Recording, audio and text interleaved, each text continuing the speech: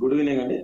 ముందుగా I news ప్రేక్షకులకు, మీకు కో-పాయినిస్టులందరికీ, అదేవిధంగా దొడ్డి కొమరయ్యని స్మరించుకుంటూ ఈ రోజు వారి అమరత్వాన్ని ఇవాళ గత 10 ఏళ్లుగా కేసీఆర్ ముఖ్యమంత్రి హయాంలో ఉద్యోగులు ఏ విధంగా అవస్థలు పడిరో ఇవాళ తెలంగాణలో ఏ ఒక్క ఉద్యోగిని కదిలించినా వాళ్ళ బాధలన్నీ చెప్పుకుంటారండి. ఎందుకంటే ఇంత ముందుకే మన ఉద్యోగ సంఘ నేత చెప్పినటువంటి వాళ్ళు గతంలో ఏ విధంగా ఎస్పెషల్లీ స్పౌస్ విషయంలో, భార్యాభర్తల విషయంలో, వాళ్ళ ఉద్యోగుల బదిలీల విషయంలో ఎన్ని అవస్థలు పడిరో, వాళ్ళు పడినటువంటి బాధలు వర్ణనాయితం. వాళ్ళు ఉద్యోగులందరూ కూడా కలిసి ఆనాడు ప్రగతి భవన్ కూడా ముట్టడించినటువంటి చరిత్ర గతంలో ఉంది. గతంలో వాళ్లకు శాలరీలు కూడా కనీసం మిడ్ మంత్ వరకు కూడా ఇయ్యనటువంటి చరిత్ర కేసీఆర్ హయాంలో జరిగింది. ఇవాళ ఈ ప్రజాప్రభుత్వం ముఖ్యమంత్రి రేవంత్ రెడ్డి గారి ఆధ్వర్యంలో ఒక మంచి నిర్ణయం తీసుకుంటుంది. గతంలో మీరు పరిష్కరించినటువంటి సమస్యలని, ఎస్పెషల్లీ స్పౌస్ విషయంలో, ఎందుకంటే భార్య భర్తలు డిఫరెంట్ ఏరియాలో ఉండడం వల్ల చాలా సమస్యలు ఉంటున్నాయి. ఎస్పెషల్లీ పిల్లల విషయంలో, వాళ్ళ చదువుల విషయంలో ఇట్లాంటి సమస్యలన్నీ కూడా పరిష్కరించుకోవడం కోసం ఒక సౌద్భావన వాతావరణంలో ఈ ప్రజా ప్రభుత్వం నిర్ణయం తీసుకుంది. ఇవాళ మీరు చూడండి, గతంలో ఏ రోజు శాలరీలు పడేదండి ఉద్యోగులకు? ఇవాళ మొదటి రోజు అంటే ఫస్ట్ తారీఖు నాడే ఉద్యోగులకు శాలరీలు పడుతున్నాయి. ఇవన్నీ కూడా ఒక మంచి నిర్ణయం తీసుకున్నటువంటి సందర్భంలో ఇప్పుడు బీఆర్ఎస్ నాయకులు మాట్లాడుతున్నారు. వాళ్ళు ఏం మాట్లాడుతున్నారో వాళ్ళకే తెలియదు. ఇవాళ వాళ్ళు చేసిన 10 ఏళ్లలో ఉద్యోగులు ఎన్ని అవస్థలు పడి మర్చిపోయిరా అండి? తెలంగాణ ఉద్యమంలో వారి పాత్ర అమోఘం. వారు ఏ విధంగా కొట్లాడిరో మనందరికీ తెలుసు. మరి అదే తెలంగాణ వచ్చిన తర్వాత ఆ ఉద్యోగులను ఎందుకు పట్టించుకోలే కేసీఆర్? ఒక ఉద్యోగులనే కాదండి, ఆనాడు తెలంగాణ ఉద్యమంలో పాల్గొన్న యువత, ఉద్యోగులు వీళ్ళందరినీ కూడా ఏ విధంగా మోసం చేసిండు, వాళ్ళు ఎన్ని అవస్థలు పడిర్రు 10 ఏళ్ల కేసీఆర్ పాలనలో, ఇవాళ మనందరికీ తెలుసు. అందుకే కదా కేసీఆర్ ను ఎక్కడ పెట్టాలి వాళ్ళు అక్కడ పెట్టిరు.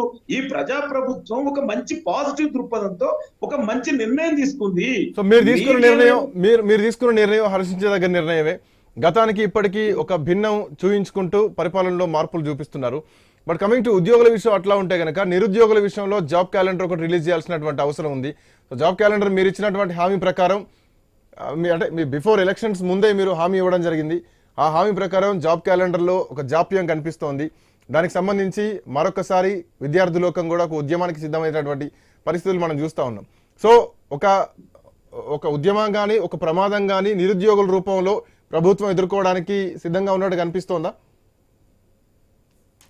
నేను డెఫినెట్ గా చెప్తున్నాడు, తెలంగాణ ఉద్యమంలో కానీ, మొన్న కాంగ్రెస్ ప్రజాప్రభుత్వం ఏర్పడంలో కానీ యువత నిరుద్యోగుల పాత్ర చాలా కీలకమైనది. డెఫినెట్ కూడా మేము మేనిఫెస్టోలో పెట్టిన విధంగా ఏ విధంగా అయితే ఉద్యోగులతో పాటు యువతకు జాబ్ క్యాలెండర్ ప్రకటిస్తామన్నో దానికి అనుగుణంగానే ఈ ప్రజా ప్రభుత్వం ఏర్పడిన తర్వాత 100 రోజుల్లోనే 30,000 ఉద్యోగాలు ఇచ్చాము.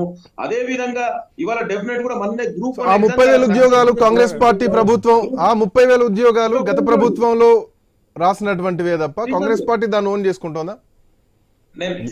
ఎవరైనా ఇవ్వాల్సిందే కదా. నేను ఇంటరప్ట్ చేయకండి. నేను I'm coming to the point. నేను ఏమంటున్నానంటే, governance is the permanent institution. ఇప్పుడు మనందరికీ తెలుసు, మీరు కూడా చాలా సంవత్సరాల journalism, government may change but governance is the permanent institution. మీరు ప్రభుత్వంలో ఉన్నప్పుడు మీరే ఇవ్వచ్చు కదా అవి, మీరు ఎందుకు ఇవ్వలేదు? మీరు చెయ్యందే మేము చేస్తున్నాం కదా. That is the difference between the ప్రజా ప్రభుత్వానికి కేసీఆర్ గడిల పాలనకు. అదే కదా డిఫరెన్స్. ఇవాళ మేము ఇచ్చాము, గ్రూప్ 1 సక్సెస్ఫుల్ గా కంప్లీట్ చేసాం, గ్రూప్ 2 గ్రూప్ 3 నోటిఫికేషన్ వేసాం, మన డిఎస్సి వేసాం, మెగా డిఎస్సి. మీ హయాంలో ఎన్ని పేపర్ లీకేజ్ అయినా తెలుసా అండి? ఒక్క టీఎస్పీఎస్ఏ 16 పేపర్ లీకేజ్ అయినాయి. ఉద్యోగులు ఆ రోజు విద్యార్థులు ఉద్యోగం రాలేదని నోటిఫికేషన్ ఇవ్వాలని ప్రవళిక అనే అమ్మాయి ఆత్మహత్య చేసుకుంటే ఏం చేసిరండి? క్యారెక్టర్ అసాసినేట్ చేసిరు. ఎంత దుర్మార్గం అండి గత పాలకులు. ఒక అమ్మాయి ఉద్యోగం రాలేదని చనిపోతే ఆ తల్లిదండ్రులు మానసికంగా ఎంత బాధపడతారండి? అంటే వాళ్ళ పాలనలోకి ఆ విధంగా ఉంది. కనీసం నిరసన తెలుపుకునే అవకాశం ఉండేదాండి గతంలో. ఈ ప్రజా ప్రభుత్వం డెఫినెట్ కూడా ఇవాళ ఉద్యోగుల సమస్యలు ఒక్కొక్కటి అన్ని పని, ఎందుకంటే 2.5 నెలలకు పైగా ఇవాళ మోడల్ కోడ్ ఆఫ్ కండక్ట్ అమల్లో ఉంది. సో ఆ మోడల్ కోడ్ ఆఫ్ కండక్ట్ అమల్లో ఉన్నప్పుడు కొన్ని నిర్ణయాలు తీసుకోరాదు, ఎందుకంటే election commission rules and regulations. ఇవాళ ప్రజా ప్రభుత్వం డెఫినెట్ కూడా ఇవాళ ఏదైతే యువత నిరుద్యోగులు వాళ్ళు ఏదైతే ఆశిస్తారో దానికి అనుగుణంగానే ఇవాళ నిర్ణయాలు జరుగుతాయి. ముఖ్యమంత్రి రేవంత్ రెడ్డి గారు డెఫినెట్ గా మననే చెప్పారు, డెఫినెట్ కూడా వాళ్ళ ఏదైతే సమస్యలు ఉన్నాయో దాన్ని పరిష్కరిస్తాం అంతే తప్ప ఇవాళ దాని పేరు మీద కొంతమంది బీఆర్ఎస్ బీజేపీ నాయకులు ఇవాళ వాళ్ళకు ఒక రాజకీయంగా దీని మీద కుట్ర చేయాలని వాళ్ళు పన్నాగ మంత్రులు. నేను ఒకటే ప్రశ్నిస్తున్నా 10 ఏళ్లలో బీజేపీ కానీ కేంద్రంలో ఉన్నటువంటి బీజేపీ ఎన్ని ఉద్యోగాలు ఇచ్చింది? ఆనాడు 2 కోట్ల ఉద్యోగాలు సంవత్సరానికి అన్నారండి. మరి 2 కోట్లు అంటే 10 ఏళ్లలో 20 కోట్ల ఉద్యోగాలు. 20 కోట్ల ఉద్యోగాలు ఇస్తే నా తెలంగాణ బీటలకు నా సోదరమన్నకు కనీసం ఒక 10 లక్షల 5 లక్షల ఉద్యోగాలు వచ్చేదండి. తెలంగాణ కూడా పార్ట్ ఆఫ్ ఇండియా కండి. ఇవాళ 10 లక్షల ఉద్యోగాలు కేంద్ర ప్రభుత్వంలో వేకెన్సీలు ఉన్నాయి. ఒక రైల్వే డిపార్ట్మెంట్ లోనే 1,00,000కు పైగా వేకెన్సీలు ఉన్నాయి. ఇవాళ వాళ్ళ ఉద్యోగాలు అడిగితే బీజేపీ నాయకులు ఏం చెప్తారు? ఇవాళ మీరు PhD PhD చేసిన విద్యార్థులు ఉద్యోగాల గురించి మాట్లాడితే మీరు పకోడీలు వేసుకోండి అంటారు. ఇక రాష్ట్రంలో 10 ఏళ్ళు పరిపాలించిన కేసీఆర్ అయితే మనం తెలుసు ఈ పాయింట్ డిస్కస్ చేద్దాం. ప్రేమ్ గాంధీ గారు భారతీయ జనతా పార్టీ నాయకులు. ప్రేమ్ గాంధీ గారు